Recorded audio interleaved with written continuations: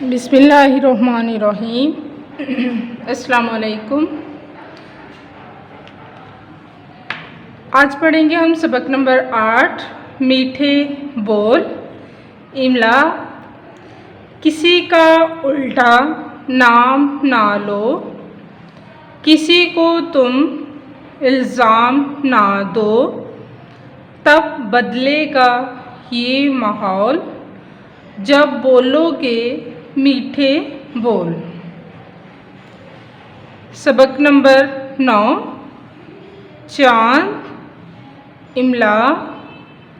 चाँद की अपनी कोई रोशनी नहीं होती, चाँद ज़मीन के गिर्द गर्दिश करता है, ज़मीन सूरज के गिर्द घूमती है, ज़मीन चाँद और सूरज के दरमियान आ जाती है।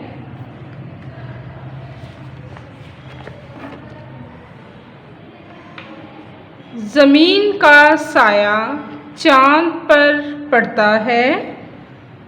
प्यारे बच्चों, डायरी देखिए, इमला याद करें और लिखें।